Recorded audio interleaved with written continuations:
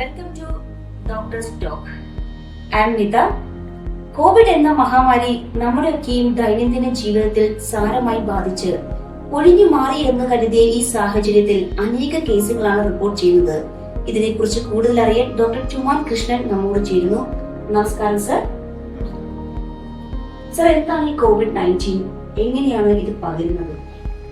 COVID-19 അഥവാ SARS-CoV-2 ഇതൊരു SARS-CoV-2 വൈറസാൽ ഉണ്ടാകുന്ന ഒരു ശ്വസന രോഗമാണ്.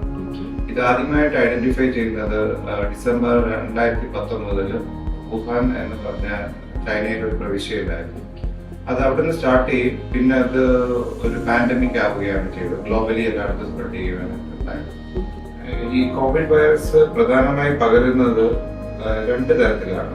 ഒന്ന്, നമ്മൾ ശ്വസിക്കുമ്പോഴും ചുമയ്ക്കുമ്പോഴും സംസാരിക്കുമ്പോഴും ഒക്കെ ഈ ശ്വസന ദ്രവങ്ങളിൽ എയറിൽ സ്പ്രെഡ് ചെയ്യും. അത് ശ്വസിക്കുന്ന വഴിയും മറ്റു രീതി എന്ന് പറഞ്ഞു കഴിഞ്ഞാൽ കോണ്ടാക്ട് വഴിയും ആണ് ഈ വൈറസ് നമ്മുടെ ഉള്ളിൽ ചെല്ലുന്നത്, ഇൻഫെക്റ്റഡ് ആകുന്നത്. എന്താണ് സർ COVID-19 ലക്ഷണങ്ങൾ?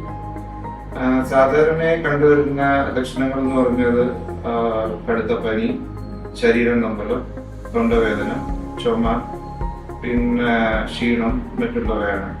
പിന്നെ കുറച്ചുകൂടെ സീരിയസ് സിംറ്റംസുകൾ എന്താന്ന് വെച്ചാൽ ശ്വാസം മുട്ടല്, കടുത്ത നെഞ്ചുവേദന, മുഖവും ലിപ്സും ചുണ്ടുകളൊക്കെ നീല നിറത്തിലാകുക, അല്ലെങ്കിൽ കൺഫ്യൂഷൻസ്, ഇതൊക്കെയാണ് മറ്റേ ഗുരുതരമായ രോഗലക്ഷണം.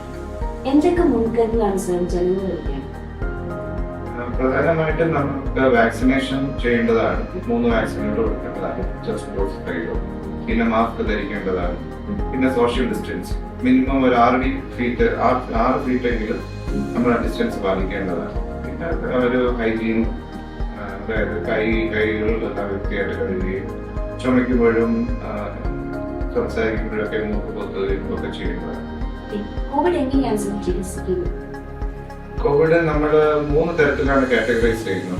മൈൽഡ് സിംറ്റംസ് ഉള്ള കോവിഡ്, മോഡറേറ്റ് സിംറ്റംസ് ഉള്ള കോവിഡുകൾ, അല്ലെങ്കിൽ പിന്നെ ഗുരുതരമായിട്ടുള്ള ക്രിട്ടിക്കലി സ്റ്റേജ്.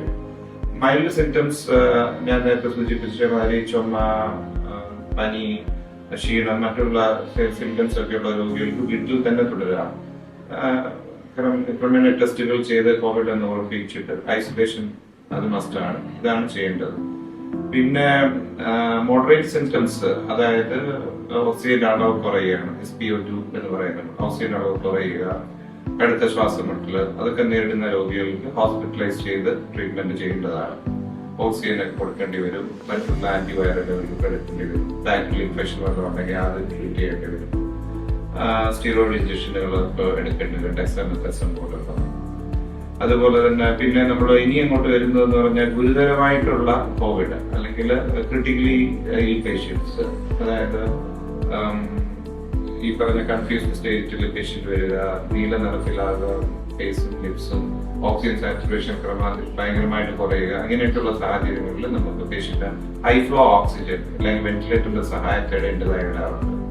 പിന്നെ നേരത്തെ പറഞ്ഞ മാതിരി ആന്റിവൈറൽ ഡ്രഗുകൾ, പിന്നെ ബ്ലഡ് തിന്നറുകൾ, അതായത് രക്തക്കെട്ടുകൾ ഉണ്ടായിരിക്കാൻ വേണ്ടി ബ്ലഡിനെ നേർമപ്പെടുത്തുന്ന ബ്ലഡ് തിന്നേഴ്സ് ഉണ്ട്. ഹെപ്പാരിൻ, മോളിക്കുലർ ഹെപ്പാരിൻ എന്നൊക്കെ പറയും. ആ മരുന്നുകളൊക്കെ കൊടുക്കേണ്ടി വരാറുണ്ട്.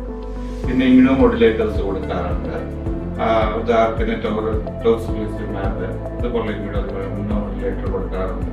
പിന്നെ ഇന്റൻസീവ് കെയർ നമ്മൾ പേഷ്യന്റ് അഡ്മിനിസ്റ്റർ ചെയ്യും. പിന്നെ ഗുരുതരാവസ്ഥകളിലോട്ട് പോകുമ്പോൾ നമ്മൾ ചില സമയത്ത് ഈ മോണോക്ലോണൽ ആന്റിബോഡീസ്, പിന്നെ മോൾനുക്ലിയർ എന്നൊക്കെ പറഞ്ഞിട്ടുള്ള ക്യാപ്സ്യൂളുകൾ കണ്ടുപിടിച്ചിട്ടുണ്ട്. അത് ദിനവും 2 ക്യാപ്സ്യൂളുകൾ കൊടുക്കാവുന്നതാണ്.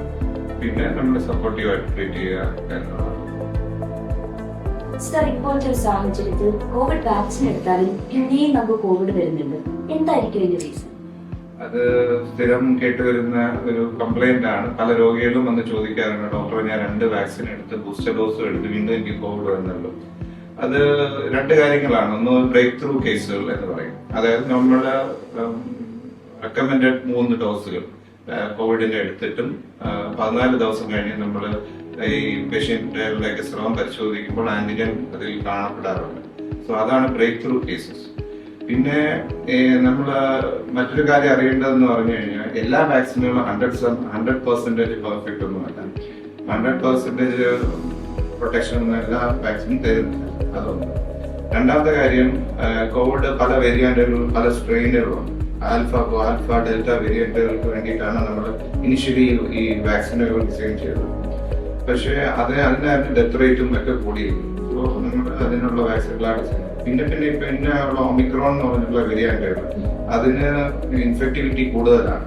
സോ ഈ ആൽഫ ഡെൽറ്റ സ്ട്രെയിനെ പോലെ അല്ല ഒമിക്രോൺ സ്ട്രെയിൻ. സോ അതിനുവേണ്ടി ഡിസൈൻ ചെയ്തിട്ടുള്ള വാക്സിൻ പലപ്പോഴും ഒമിക്രോണിനെ ഫലപ്രദമായിട്ട് പ്രതിരോധിക്കാറുണ്ട്.